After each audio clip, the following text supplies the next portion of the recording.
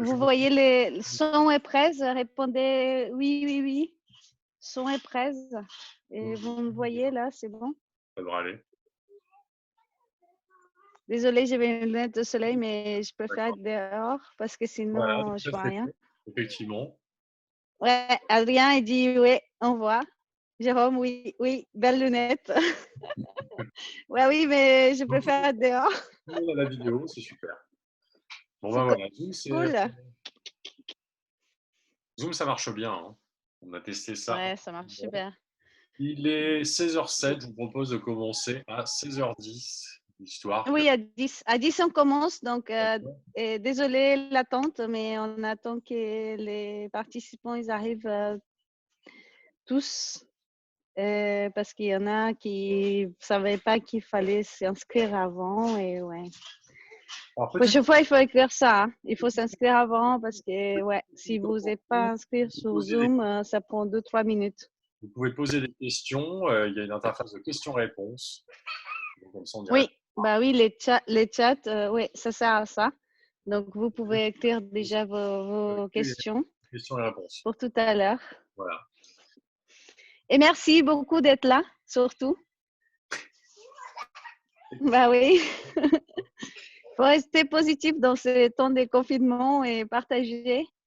Donc, tout le monde, Et personne même s'intéresse. si on se voit pas tous, mais on échange quand même.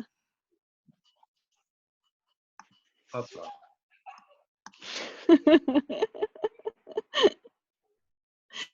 Il y a Adrien qui dit qu'il est jaloux parce que j'ai le soleil derrière. Ben oui, mais je ne peux pas être à l'intérieur si je pouvais être à l'extérieur. C'est pas possible. Je suis tout le temps à l'extérieur depuis qu'il fait soleil. Ouais, toute cette semaine-là, c'est pas possible. Je bosse dehors. Olivier, oui, tu m'entends, ouais. Bon, bah, c'est bon. Nickel. Bon, bah, parfait. C'est bien, on va pouvoir… Ben ouais, tu m'étonnes. Adrien dit si je pouvais, je serais dehors aussi. Vincent, il dit tout est nickel. Bon, bah, c'est parfait. Ouais, C'est parti? allez. Ouais, bah, une petite minute encore. Bah, j'attends des gens parce que Oui, pardon. je sais qu'il y en a d'autres inscrits qui doivent arriver. On a dit 16h. Et Il reste 55 secondes, hein. Je ne vais pas faire le bourrin. Ça changera. si tu veux, allez, on commence. Allez, on commence. Donc, merci encore d'être là. Full Boom Marketing, donc c'est l'entreprise que j'ai créée l'année dernière. Donc, je suis Liliana Mellinger. Et, je me suis dit, c'est bien d'aider les entreprises dans la tech à avoir des rendez-vous qualifiés, salon et en prospection en dehors des salons aussi. Et c'est pour ça que je suis là parce que je bosse surtout sur LinkedIn et ça marche super bien. Donc voilà ma presse vite fait. Allez, Olivier. Donc, moi, je suis Olivier Dessonville. Mon nom commercial, c'est The Dark Pixel, qui est aussi le nom de mon compte Twitter. Et je travaille dans le numérique depuis une bonne vingtaine d'années et j'utilise au quotidien pour moi, dans une démarche de commercialisation de mon offre de prestation, Twitter et LinkedIn, levier social media que j'utilise aussi fortement pour mes clients. Je passe la parole à Liliana qui va se présenter. Hop là, c'est parti. Ouais. Donc, avant de commencer la présentation qu'on a promis, on va faire une petite presse et tous les deux, juste pour présenter nos métiers. Et après, on continue par rapport à ce on a dit, ce qu'on allait faire sur les sources Ligne. Donc, là, vous voyez un peu mes chiffres. Donc, j'ai surtout, si vous voyez les 12e chiffres en haut à gauche, ouais, à droite, pardon, les 12e en bas, 650 millions de contacts, en fait, que je peux discuter. Si vous voyez les chiffres plus hauts, donc c'est 24 000. En ce moment, c'est 25 000 et quelques. Donc, ça date de quelques semaines. Ça monte tout le temps. Et donc, en fait, je peux parler avec n'importe qui est sur LinkedIn grâce à mon réseau des 25 000 contacts. Et j'ai accès à tous les réseaux de LinkedIn. Et ça, c'est juste un boulot de 2-3 ans. Hein. Ça va assez vite. Il faut juste être cohérent, persistant et être là à travailler. Donc, tu peux passer la prochaine slide, Olivier. Donc là, vous voyez un petit peu mes clients. Donc, je n'ai surtout dans la tech. C'est les secteurs que je privilégie avec une recommandation de quelqu'un du groupe Z4. Donc, c'est un groupe plutôt dans l'électronique et des objets connectés. Sinon, à part, oui, c'est plutôt dans les logiciels, donc éditeur des logiciels en général. Quelqu'un qui fait la Tribune, vous connaissez le journal. Il y en a d'autres qui font des objets connectés et des choses similaires. Et je bosse surtout avec des gens qui sont dans la tech. Je pourrais aider d'autres, mais c'est moins récurrent, on va dire. On peut passer la prochaine, s'il te plaît. Donc là, c'est mon offre pour mes clients en ce moment. Donc, ce que j'offre à la base, ça peut être juste des listes de leads dans un marché particulier où mes clients ils n'arrivent pas à atteindre et ils n'ont pas les bons contacts. Donc, je peux juste proposer des listes de leads qualifiés dans un marché particulier. Sinon, ce que je fais plus régulièrement, c'est moi qui les qualifie les leads, eux, ils me disent, ah, je veux un marché, ça, ça, ça. Je cherche et je vais contacter ces personnes et je vais les les PDG des entreprises qu'eux, ils voudraient avoir, tout prêt à discuter avec eux pour éventuellement acheter leur offre. Et plus loin dans mon offre, donc après, il y a des temps, 2 mois pour la première offre, 2, 3 mois pour la deuxième, 6 mois pour la troisième. Et je vais pouvoir aller plus loin dans la troisième et convertir des gens qui ne sont pas prêts à acheter depuis tout au début, parce que des fois, il faut du temps pour convertir ces leads. Et moi, je ne suis jamais pressée parce que ça marche mieux qu'on n'est pas pressé. Il ne faut pas vendre, il faut surtout laisser le temps aux gens pour digérer toute l'information et avoir envie et surtout comprendre la valeur pour acquérir l'offre. C'est bon. Allez, Olivier. Alors, quant à moi, je travaille sur principalement les réseaux sociaux pour le côté événementiel. C'est-à-dire qu'en fait, on fait appel à moi. Généralement, des organisateurs de gros événements vont faire appel à moi pour prendre en main le temps de l'événement, leurs comptes sociaux, pour assurer une couverture live sur plusieurs canaux simultanément. Je peux travailler ainsi pour un même client en même temps sur son compte Instagram, son compte Twitter, son compte Facebook ou d'autres plateformes. Donc, je travaille sur des événements à la fois B2B, des sites de conférences métiers, des cycles de conférences dans le numérique, par exemple le Web Today, mais aussi j'ai assuré la couverture social media des conférences thématiques de Capgemini. Je vais aussi bosser sur des salons internationaux pour le compte de clients exposants. Je vais assurer la couverture d'événements divers et variés. Ça va du spectacle de rue avec 900 000 personnes, par exemple à Ottawa pour la Compagnie des Machines, jusqu'à des festivals, des rencontres sportives de haut niveau. Et puis, je vais surtout, c'est la principale activité sur l'année, définir et déployer des stratégies de contenu pour mes clients. Donc, en quoi ça consiste? Le contenu est devenu très important, c'est-à-dire qu'en fait, je vais mettre en place une mise en perspective des contenus pour aligner les objectifs de mes clients avec leur communication à travers ces canaux de diffusion que sont les réseaux sociaux. C'est des objectifs vraiment business. Le but, c'est pas de poster des trucs sur les comptes d'une entreprise pour occuper. Non, c'est d'aligner le contenu avec l'atteinte d'objectifs. Sur les réseaux sociaux, on est souvent confronté à des entreprises qui n'ont pas de stratégie définie et qui vont donc être dans un mode fil de l'eau, c'est-à-dire on poste quand on y pense, quand on a le temps ou quand l'occasion se présente. Sauf qu'en face, ben, votre audience, votre lectorat n'attend pas ça. Donc le but, c'est de donner une vision à court, moyen et long terme pour les équipes de communication de mon client et aussi, forcément, les accompagner jusqu'au déploiement opérationnel. Parce que mon but, c'est vraiment non seulement de définir la stratégie, de les accompagner, mais surtout de leur assurer une autonomie au quotidien. Donc, je vais travailler pour pas mal de sociétés dans un peu tous les secteurs, surtout en B2B.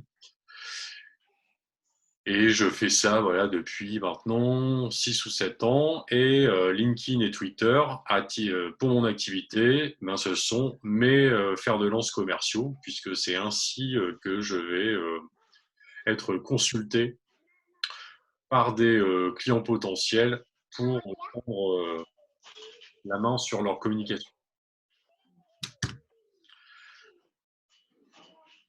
Je pratique forcément, parce qu'il faut quand même faire la preuve de ce qu'on est capable de faire à travers sa propre communication. Donc, j'ai un compte Twitter qui prend presque 5000 abonnés, mais qui se caractérise par une fidélité et aussi un volume d'impressions, un taux d'engagement qui sont quand même élevés, puisque je vais totaliser 6,5 millions d'impressions annuelles pour un taux d'engagement moyen de 1,2%. Je vais utiliser fortement LinkedIn. Alors, la différence avec Liana, c'est qu'elle est dans une logique internationale, ce qui explique un nombre vraiment énorme de contacts. Moi, j'en ai beaucoup moins puisque je suis dans un périmètre beaucoup plus restreint au niveau géographique. J'ai aussi pas mal pratiqué Instagram, mais sans objectif business, histoire de comprendre, de maîtriser la plateforme. Parce que si je veux être pertinent auprès de mes clients, la pratique permet de renforcer et de rendre légitime l'expertise.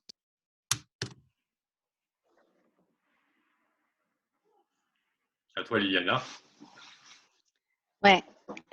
Donc, avant de parler du profil LinkedIn, il faut parler du client idéal.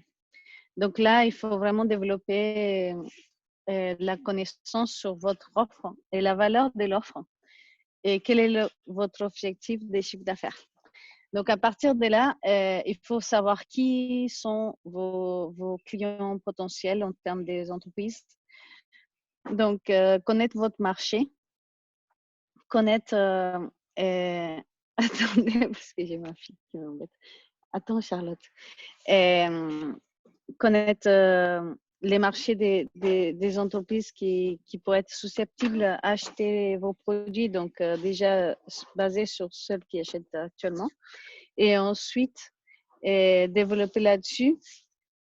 Donc, les types d'entreprises, la localisation, la quantité de personnes qui sont dans ces entreprises, les chiffres d'affaires et tout ça. Une fois que vous avez ça bien clair, il faut savoir les profils des personnes qui peuvent acheter. Il ne faut jamais laisser dehors de vos profils cibles les PDG. Parce qu'eux, ils sont assez susceptibles en général. Moi, je contacte toujours les PDG, ça marche super bien, pardon. Et après, aussi, après, à vous de voir si c'est des CTO, donc les personnes dans la technologie, et les CEO, les parties information ou la partie financière ou vendeur, marketing, whatever, mais c'est à vous d'établir ces cibles. Tu peux passer, Olivier? Une fois que vous avez connaître votre cible, donc là, j'ai mis un profil lambda, mais c'est un profil de quelqu'un que j'aimais beaucoup. J'ai beaucoup effacé, pardon, parce que je ne veux pas trop mettre en avant son profil non plus. Mais l'important ici, c'est avoir une photo derrière votre photo des profils, on va dire votre visage. Donc, mettez quelque chose là-dessus qui pour vous fait du sens. Et après, votre photo, il faut que vous soyez souriant, il faut que ça soit une photo pro. Surtout pas faire des selfies ou des choses comme ça, c'est pas bon. Et c'est bien si vous avez l'air heureux. Et Donc, ouais. Sinon, les gens, ils ont un peu plus de mal à répondre à vos messages ou à vos messages de contact et tout ça. Ensuite, c'est important la phrase d'accroche qui va juste en dessous de votre nom-prénom. Donc là, la phrase d'accroche dans ce cas-là, c'est décrocher des rendez-vous avec top décideur, blablabla. Donc là, vous mettez en fait la valeur de votre offre, de ce que vous faites par rapport à votre marché cible. Donc ça, c'est super important. Et réfléchissez bien à cette phrase. Faites des tests. Mettez une phrase, invitez des gens. Si ça marche, tant mieux. Si vous n'avez pas trop de gens qui acceptent, vous changez la phrase, vous mettez autre chose. Donc, c'est bien de tester. On n'a pas toujours au premier coup la bonne phrase, mais c'est super important de penser à votre marché cible. Désolée. Et c'est ça, les confinements. C'est important de vraiment réfléchir à ce qu'eux, ils cherchent, des marchés cibles, et vous mettez là-dessus. Et pas juste à vendre, mais à apporter de la valeur. Ensuite, l'idée en général, c'est avoir un profil All-Star. Et ça s'appelle comment, Olivier, en français? Les Un compétences. profil All-Star? Les compétences. Ah, Les compétences. Non? Tu parles de ça? je ne sais pas. Les profils All-Star, quand il y a l'étoile qui Ah, un allait profil tous complet. les. Oui, parce qu'en fait, Un profil complet. on a effectivement une petite, enfin la barre colorée avec le curseur, avec la petite étoile. Et L'étoile qui brille comme ça dans tous les voilà, sens. donc ça veut dire que c'est le niveau de complétion de votre profil qui va compter. Donc il faut Oui. y un point essentiel, un point d'attention essentiel. Merci Olivier. Parce que moi, j'ai tout en anglais, donc je ne connais pas les noms français pour ces choses-là. Donc, merci Olivier. Et, donc, c'est important de compléter son profil au max. Le plus important, donc, c'est la photo tout en haut qui montre quelque chose. La deuxième photo, donc votre photo qui soit souriant et sourire avec les yeux si vous pouvez. Et l'accroche du titre. Ah ouais, c'est bien ça. Pardon. Et qui vend la valeur de ce que vous faites et si possible, mettre votre marché cible là-dessus. Ensuite, les résumés juste en dessous, que là, vous parlez surtout, vous donnez des chiffres et la valeur de ce que vous faites, mais en chiffres. Pas s'éterniser par rapport à des descriptions, parce que des descriptions, tout le monde peut le faire. Et l'important là, c'est vraiment donner des chiffres. Et être actif, donc la partie tout en dessous, et où vous montrez que vous avez liké, commenté, partagé, fait un article. Donc ça, c'est important. Olivier va parler de ça tout à l'heure par rapport au contenu. Développer votre réseau, donc plus de 500 contacts. C'est très facile à voir si vous ne l'avez pas encore. Vous invitez vos amis, vos anciens collègues, des gens qui étaient dans la même école, université que vous. Donc, vous allez atteindre ça rapidement. Et les expériences aussi, mettez pas que des descriptifs. Vous pouvez copier-coller quelque chose que vous avez déjà mis dans le résumé. Et là, à fond dans la partie valeur, chiffre, valeur, chiffre, valeur, chiffre. Et dans les compétences, aussi, vous mettez les principales, mais des choses aussi soft skills. Comme tu dis, soft skills? Oui, on utilise ce mot-là aussi. Ouais, ok. Donc, les soft skills, c'est bien parce qu'il n'y en a pas Pas tellement de gens qui mettent en valeur et c'est super important. Et voilà, les recommandations aussi, vous demandez et vous donnez aussi. La Donc, recommandation, ça, c'est hyper c'est. important parce que c'est comme quand on va faire une location ou acheter un produit. Vous savez bien que les gens vont voir les avis. Eh bien, la recommandation, c'est un avis tiers et donc ça revêt une importance capitale.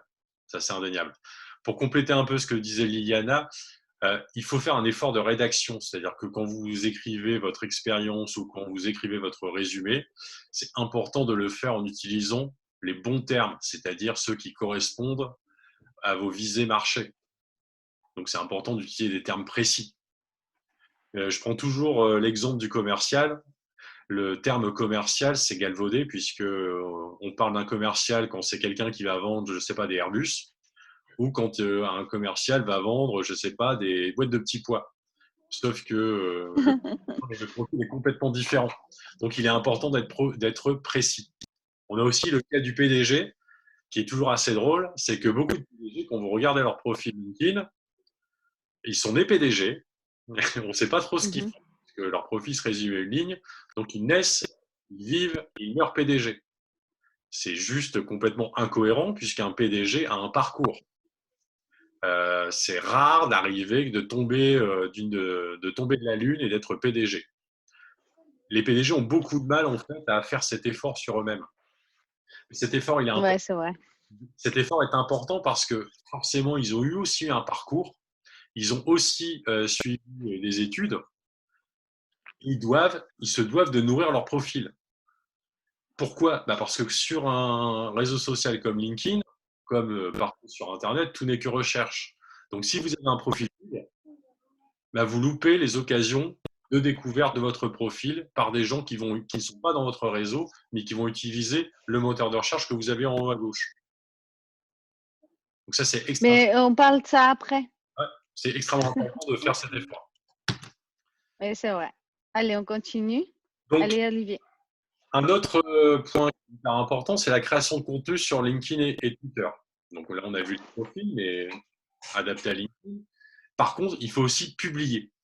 Alors, par contre, il y a deux distinctions à prendre en compte en fonction de si on parle de LinkedIn ou Twitter. Déjà, le rythme de publication il est fondamentalement différent. Surtout, ne commencez pas à inonder en mode rafale le fil d'actualité de vos connexions sur LinkedIn plusieurs fois par jour. C'est contre-productif et vous risquez d'être signalé à LinkedIn comme étant un spammer. Par contre, sur Twitter, on n'est pas du tout sur le même rythme. On est sur un rythme non pas hebdomadaire, mais sur un rythme quotidien. Si vous publiez 2 ou 3 tweets par semaine, arrêtez tout de suite. Ça ne sert quasiment à rien. Si vous voulez que votre compte Twitter émerge, dépasse la ligne de flottaison, il faut se fendre de quelques tweets par jour. C'est un minimum. Donc ça, il faut en être conscient. La deuxième distinction, c'est la distinction contenu long et contenu chaud ou court sur Twitter. Les contenus longs sur LinkedIn, c'est ce qu'attend votre cible. C'est-à-dire des contenus qui soient d'une certaine épaisseur. On ne va pas partager un article de 3 lignes. Par contre, sur Twitter, on va pouvoir partager tout un tas de brèves. Le média est particulièrement adapté. Donc, il faut bien faire cet aiguillage intellectuel dans la nature des contenus qu'on va décider de partager sur l'une ou l'autre plateforme. Pour vous aider, parce que c'est la question qu'on se pose, c'est oui, mais qu'est-ce que je vais partager sur Twitter ou sur LinkedIn? Déjà, les plateformes y ont pensé. LinkedIn a un moteur de recherche de contenu. Donc, vous utilisez votre champ de recherche en haut à gauche, positionnez votre curseur dessus, vous cliquez et vous validez. Et là, vous allez avoir les critères de recherche multicritères. Le formulaire de recherche multicritères. Et dans ces multicritères, vous pouvez choisir de rechercher des contenus. Donc, ça va vous permettre d'avoir une sélection de contenus, mais ça va vous permettre aussi de rechercher les contenus, des contenus spécifiques par rapport à des mots-clés qui peuvent être publiés par vos relations, par exemple, de premier niveau. Ça peut être intéressant si vous souhaitez vous rappeler à la mémoire de certains types de contacts ou de certains contacts spécifiques en interagissant avec leurs publications.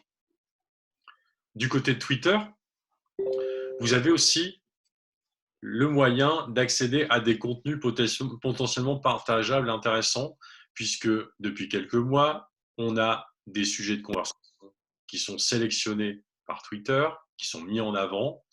Vous pouvez également accéder à un moteur de recherche et n'oubliez pas que vous avez le classement des hashtags populaires.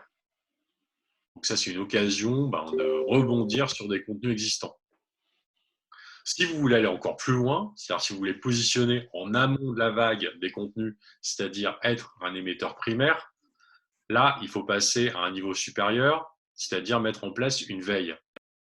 Donc la veille, elle peut passer par tout un tas de mécanismes, généralement logiciels, qui peuvent s'appuyer ou pas sur de la curation humaine quand on s'appuie sur des services payants, ou alors vous pouvez utiliser le bon vieux fil RSS et les agrégateurs pour pouvoir identifier quotidiennement des contenus susceptibles d'intéresser vos audiences. Quand vous partagez, n'oubliez pas une chose, cliquez sur le bouton partager, notamment sur LinkedIn, ça ne suffit pas. Pensez à écrire un petit texte d'introduction. Ce texte va précéder le contenu partagé en faisant un effort de synthèse, en le mettant en perspective par rapport à votre activité, ou alors en poussant à l'engagement par le questionnement ou l'incitation. Ce sont les premières bases d'une démarche de contenu qui pourra éveiller l'attention de vos cibles. Yes, absolument. Donc, comment utiliser les outils de recherche déjà sur LinkedIn? Donc là, j'ai fait 2 copies d'écran. Il a déjà parlé juste avant, Olivier, par rapport à ça.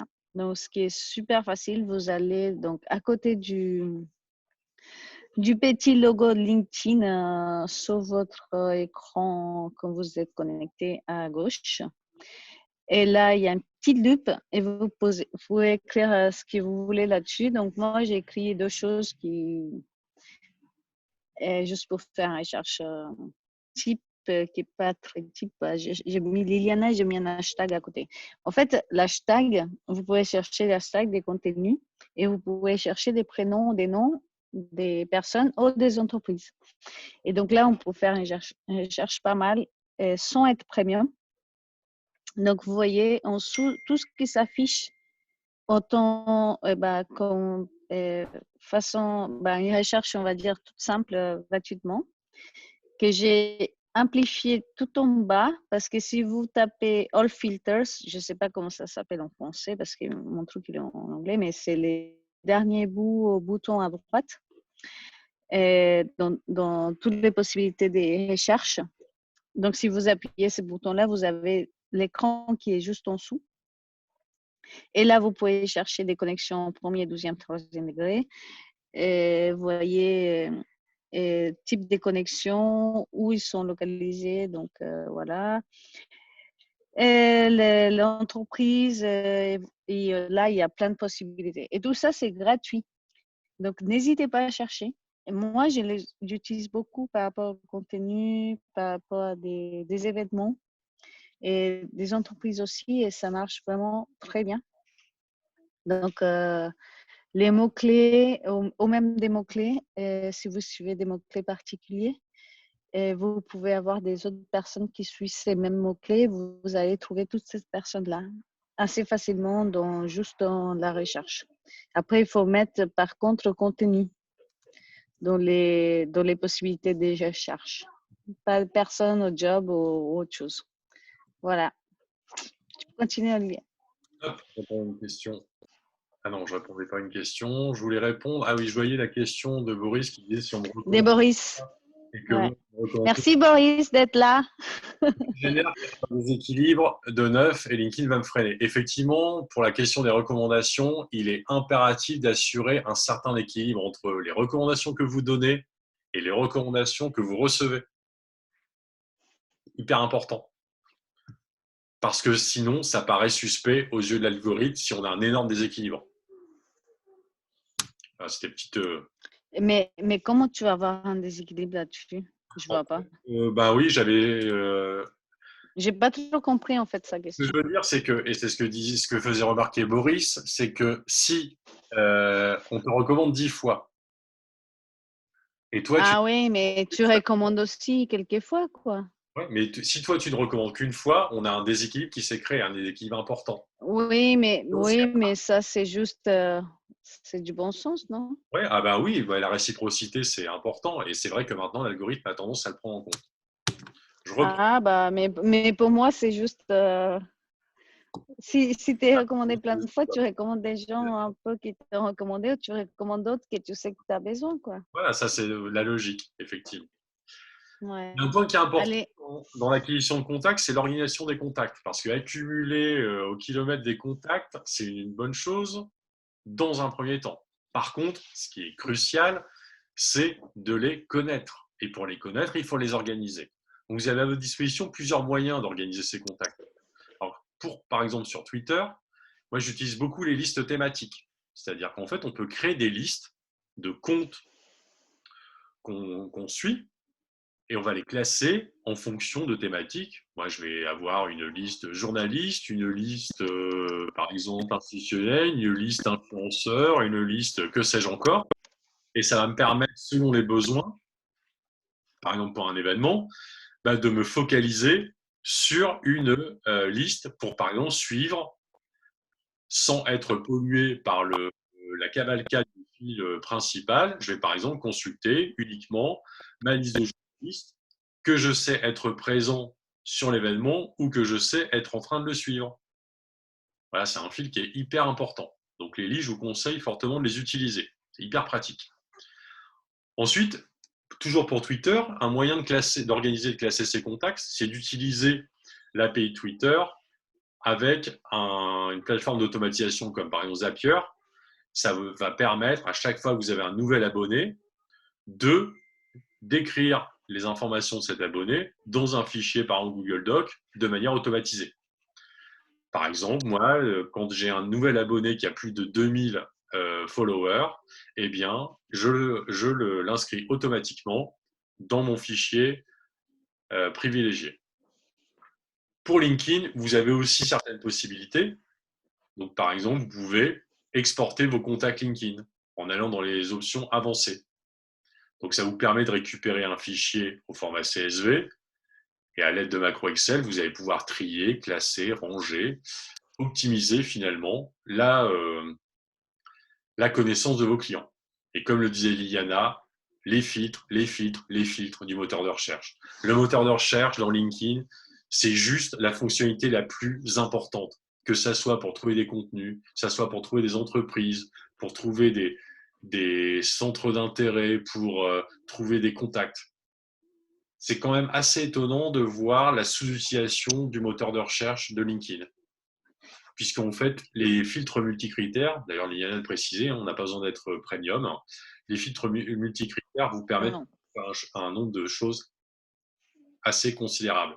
Si vous passez en premium, ça va vous donner accès à un niveau d'information supplémentaire qui peut être très intéressant. Après, il faut bien Oui. souligner le choix du premium parce que c'est quand même pas donné, mais ça vous permet d'accéder à des critères supplémentaires comme par exemple l'ancienneté d'une personne dans l'entreprise, ce genre de choses. Donc, quand on a une Ouais. démarche proactive de ciblage très précis d'interlocuteurs commerciaux ou de décideurs, ça peut être super important. Oui. OK.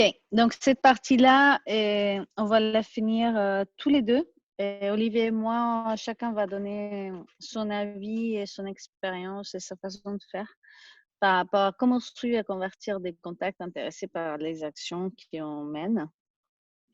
Donc, moi, je fais surtout du LinkedIn, je ne fais pas du tout Twitter. Et j'utilise, je montre 3 façons, j'ai fait d'autres aussi. Mais on va dire 3 principales. Et, ou surtout, il faut piquer la curiosité de vos contacts, de vos cibles. Qu'est-ce qui peut les motiver à prendre une action? Donc, pour moi, ce qui marche super bien, c'est les souhaiter bon anniversaire, les féliciter pour certaines choses qu'ils ont eu, un changement de boulot ou que ce soit une notification ou autre. Sinon, ma petite poulette qui dit bonjour et qui s'en va, s'il te plaît. Désolée. Et, sinon, il faut vraiment, comme j'ai dit dans la première, deuxième slide, pardon, s'appuyer ce qui est dans les émotions. Parce que même s'il y a un écran, même si maintenant on ne peut pas se voir parce que là c'est interdit en ce moment, et ça reste des personnes qui sont derrière l'écran. Donc il ne faut pas perdre cette notion de des personnes, de l'interaction entre les gens. Et ça peut être du digital, mais il n'y en a pas que ça, parce qu'on n'est pas des robots. Donc, oubliez pas ça, c'est super important. Il faut rester gentil, il faut penser aux autres, il faut regarder leur profil, il faut regarder ce qui les intéresse. Et donc, le deuxième point, la histoire continue, par rapport à ce qui l'intéresse à votre cible, vous posez des questions, et vous faites une affirmation, vous interrogez par rapport à un sujet qui, lui, il a lancé un post, un article, whatever. Vous, vous parlez aux personnes, mais intéresser aux autres, c'est super important. Il ne faut pas qu'ils vous restez sur vous. Ah, mais moi, je vous vends ça, mais moi, je veux ça, je veux ça. Oubliez vous. Pensez aux autres d'abord. Et ce n'est pas par rapport au confinement, c'est par rapport à, je le disais déjà il y a longtemps.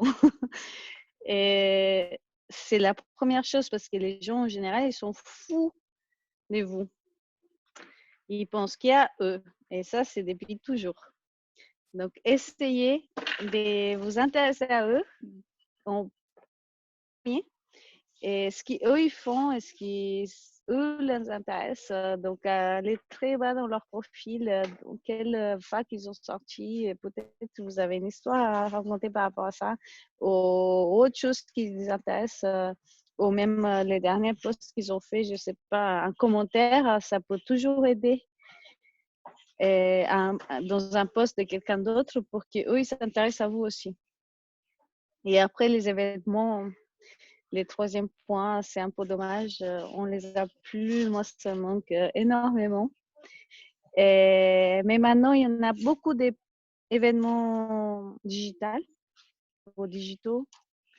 Et donc, n'hésitez pas à vous inscrire et continuez à être proactif là-dessus, à interagir avec d'autres personnes, même si ce n'est pas en live et c'est sur Internet, ça marche quand même.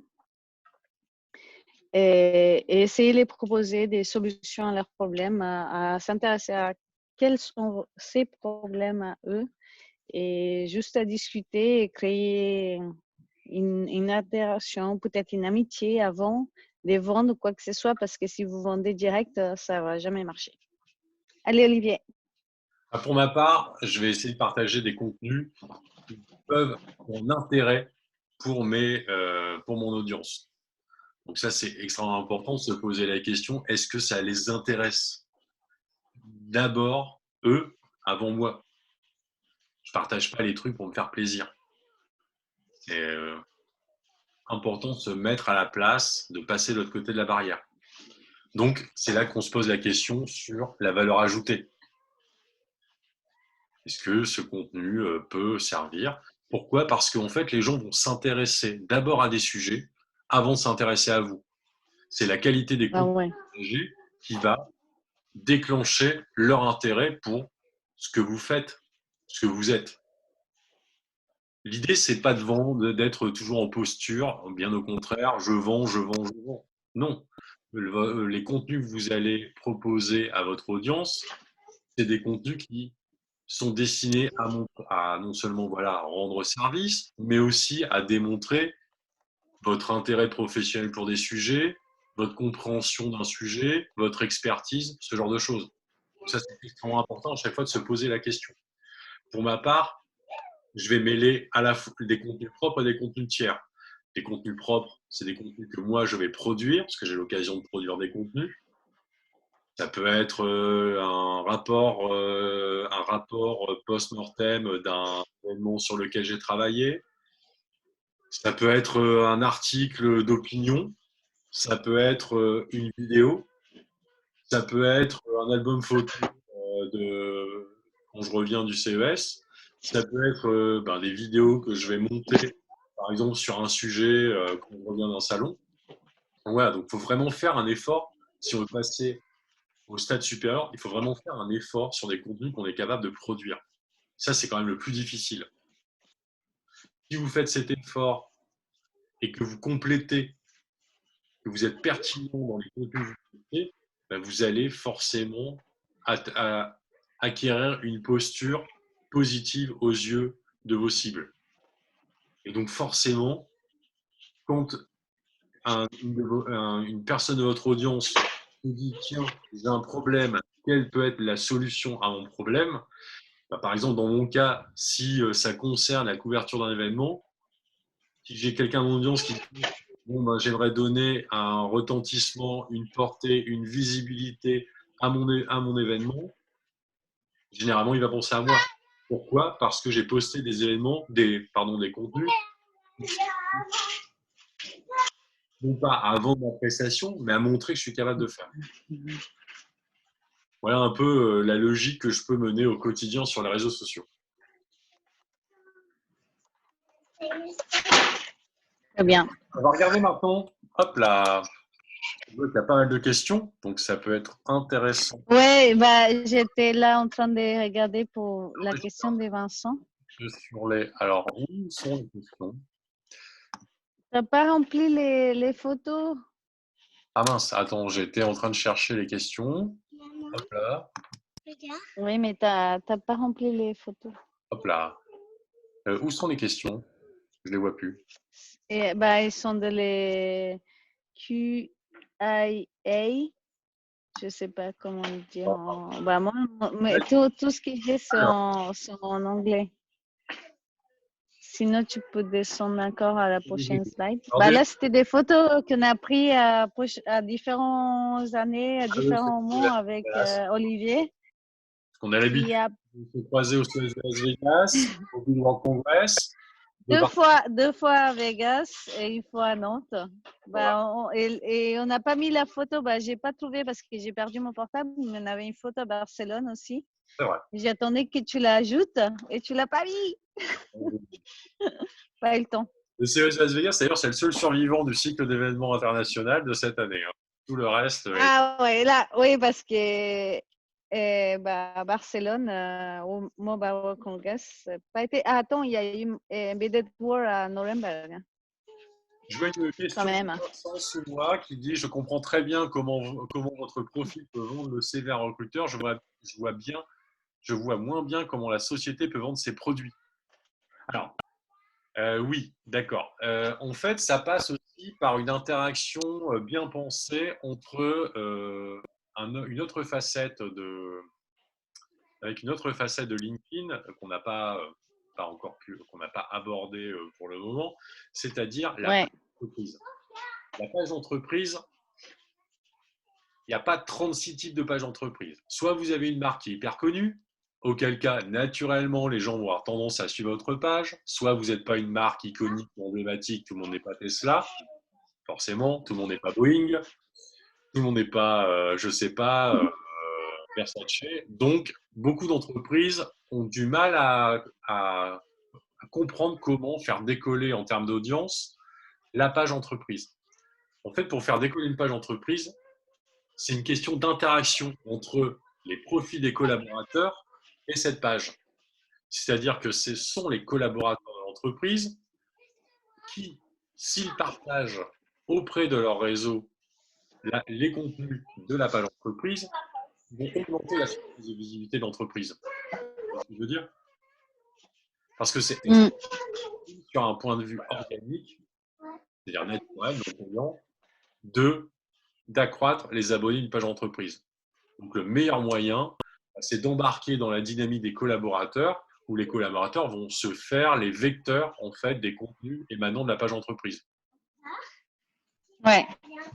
Et pour ça, pardon, excuse-moi d'interrompre, mais Adeline, là, elle continue en fait dans la même. Pardon, Charlotte, tout à l'heure. Oui, après. C'est bien, pardon.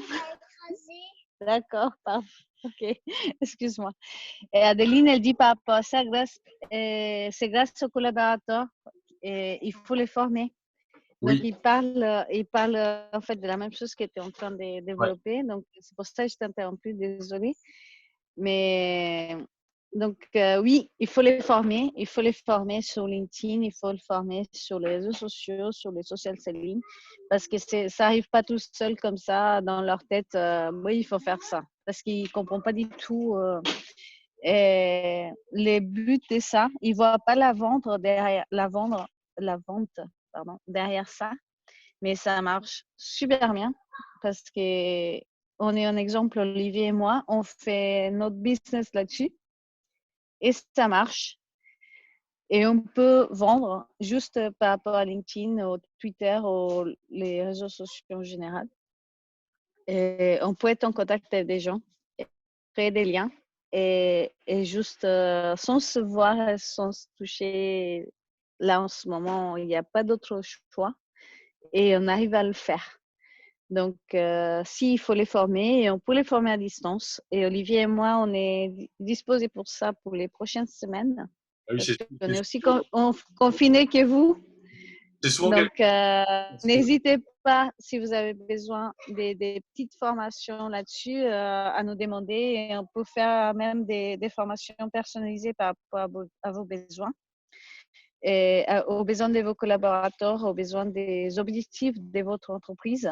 C'est plutôt un réseau social ou autre, ou un objectif ou autre, peu importe. Et on peut être un ou l'autre ou les deux et on s'adapte. Et on peut répondre à toutes vos questions là-dessus et adapter aussi à votre budget. Ça, c'est sûr. Donc, n'hésitez pas. C'est vrai que Complètement, la mise à dit Olivier. complètement parce que la mise à niveau des collaborateurs, ça sert aussi l'entreprise. Les collaborateurs, Bah, s'ils bien sûr. sont à l'aise avec les outils, Et ils vont pas avoir à partager des contenus. Par contre, ça suppose une exigence de qualité de la part de l'entreprise. Si l'entreprise, elle sait valoriser le travail des collaborateurs à travers ses publications et sa stratégie de contenu sur les réseaux sociaux, bah forcément, les collaborateurs qui ont leur fierté professionnelle vont être aussi enclins naturellement à partager des contenus émanant de la page. Quelquefois, les entreprises ont du mal à comprendre ça parce qu'elles sont dans une logique où c'est elles qui font tout. Et puis, quelquefois, on voit des entreprises qui disent, bon, ben, nos petits soldats, vous allez tous partager dès que vous recevez un mail. Et ça, c'est une grosse connerie. En fait, il faut laisser faire les choses naturellement. Surtout qu'en plus, demander à ses collaborateurs d'utiliser leur compte personnel, n'oubliez pas que le profil LinkedIn est personnel, leur demander d'utiliser leur profil de manière obligatoire, bah, c'est pas permis. Il n'y a rien de mieux que d'avoir. Voilà. Une autre question? oui, oui, mais sinon, dans cette optique-là, et même si c'est pas permis, et ben, les gens, surtout si c'est des commerciaux, ils sont assez d'accord d'utiliser leur profil, même si c'est perso, Ouais, mais si, pour leur boîte. Et là, surtout en ce moment où ma petite poulette Charlotte qui s'invite au call, il faut pas il faut qu'ils l'utilisent en fait pour vendre parce qu'en ce moment, il n'y a pas beaucoup de choix. Et ça, c'est un bon moyen de continuer à être connecté avec d'autres personnes et surtout avec des clients, des partenaires, des autres collaborateurs aussi. Et pas que partager des choses de votre entreprise, mais du marché et des choses cohérentes par rapport à la valeur de l'entreprise, quoi, pour pousser les clients à aller dans la même direction que vous voudrez qu'ils aillent. Et ça se passe tout seul. Moi, en fait, ce que je fais sur LinkedIn, je passe surtout mon temps sur les messages. Et ça suffit. C'est vrai que le maintien du lien, enfin, c'est effectivement le préalable à la rencontre physique. Donc, ils peuvent Mais il n'y a même pas besoin des fois de la rencontre physique. J'ai des clients qui sont en Australie, à Singapour, aux États-Unis, dans des endroits où j'ai jamais été. Et j'ai des clients là-bas et on s'est jamais rencontrés. Et c'est pas parce qu'il y avait les coronavirus, parce qu'il n'y en avait pas encore. Et on s'est jamais rencontrés et on arrive à faire du business en étant à distance. Mais on s'est vu plein de fois en visio, on s'est parlé au téléphone et ça suffit. Et ça marche. Et c'est pas parce qu'on est très loin ça peut marcher. On peut faire ça en étant en France avec des gens en France en ce moment. Et je pense que ça marcherait aussi bien. Et voilà, c'est possible. Est-ce qu'il y a d'autres questions qu'on n'a pas fait? Parce que là, on commence à dépasser des 11 minutes. Non, Et vous avez de nouvelles questions? Vous êtes content? Comme ça va? Adrien, il dit c'est-à-dire, je n'ai pas compris. Si on recommande 5 fois, ouais, non, c'est le truc des recommandations, mais tu as déjà répondu. il y a des questions que je n'ai pas vues. Alors, je me permets de répondre à Adrien, qui dit est-il Ouais, indispensable tu es indispensable, ouais. vidéo ou le texte peut-il suffire? Alors, on est dans une civilisation quand même qui a une forte appétence pour l'image.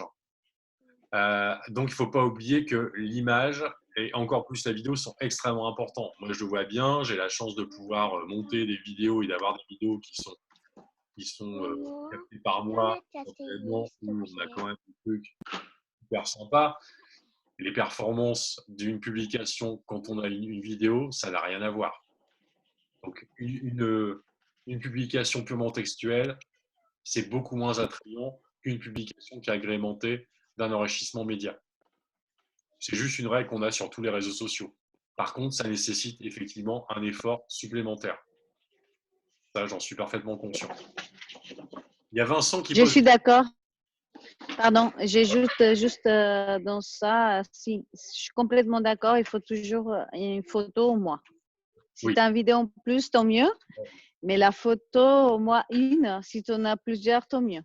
La vidéo, c'est le luxe. Plus de photos, ouais, la vidéo, c'est le luxe. Mais sinon, si tu as déjà une de photos, les gens adorent. Ouais, ça marche super bien. Et si tu as du monde sur la photo, il ne faut pas qu'ils mettent des paysages. Tu tags les gens sur la photo et tu tags des gens sur ton post. Au plus tu tags des gens et des noms des boîtes, plus tu as des gens qui vont interagir par rapport à ce que tu es en train de publier. Alors, il y a une dernière question auquel on va répondre. C'est Adrien qui dit... Alors, non, pardon, Vincent. Oui, dans mon cas... non, alors je me permets de répondre immédiatement à Adrien. Est-ce que ça risque pas d'être vécu? Ah ben moi, j'ai fait Vincent, du coup. Non, mais je pense que Adrien pose la question pour le tagage abusif sur les photos. Alors moi, je suis contre Non, taguer pas du tout. à tour de bras. Il faut taguer des gens qui sont sur la photo ou qui sont légitimement intéressés par la photo. Mais effectivement, on ne va pas mettre la terre entière. Mais ça, c'est comme sur tous les réseaux sociaux. Ah, mais pas sur la photo, mais moi, je tag une tonne sur des commentaires. Mais je tag des gens, je tag des tonnes sur les commentaires en général, mais des gens qui peuvent être susceptibles à aimer les posts que j'ai mis. Je ne vais pas mettre n'importe qui. Ça va être des gens qui sont à peu près dans le même secteur d'activité ou sur la même problématique ou des choses comme ça. Sinon, je ne vais pas les taguer. Et d'habitude, j'ai très, très peu de monde qui va se détaguer, on va dire, automatiquement. Mais sinon, en général, les gens, ils apprécient que je tag et me disent « Ah, merci pour les tags. » Non.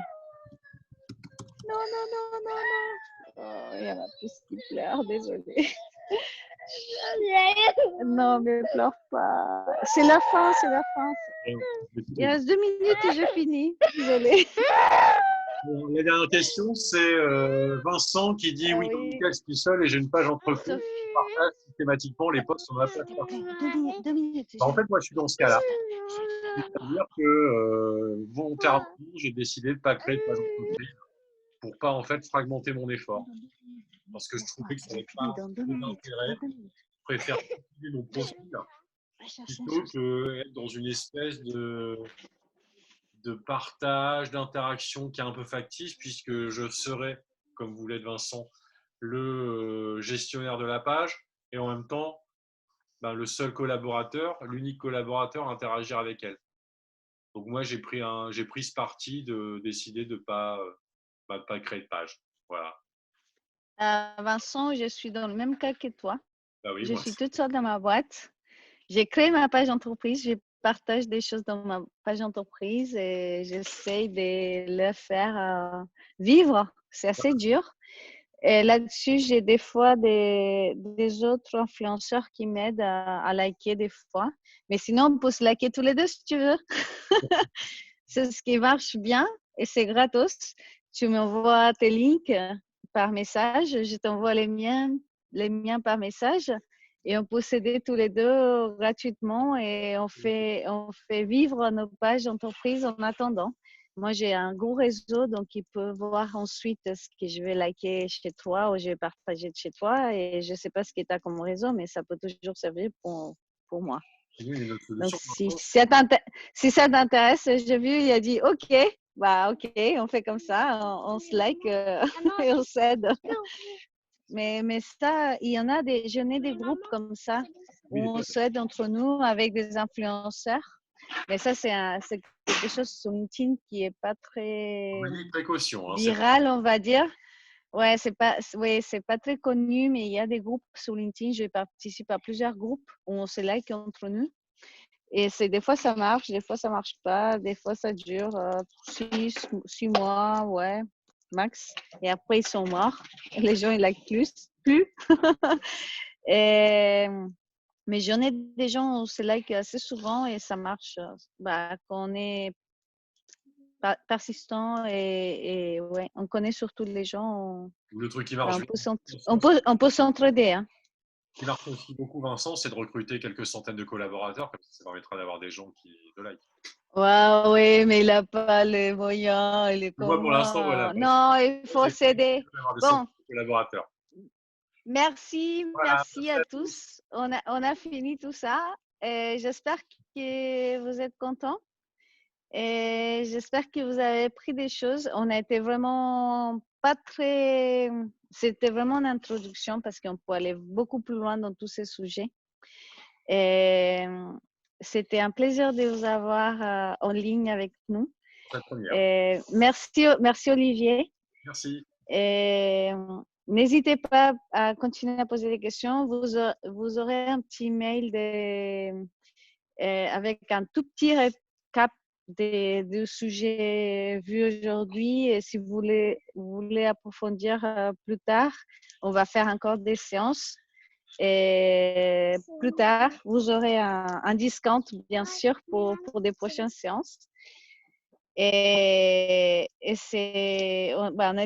était très heureuse de vous avoir. Ah, BIS virtuel de Montréal. Ah, c'est loin ça. Merci Vincent. À bientôt. Et ouais, à très bientôt. Et bah, merci encore et profitez de votre soirée. Restez safe, restez à la maison et ne sortez pas. Au revoir. Ciao. Au revoir.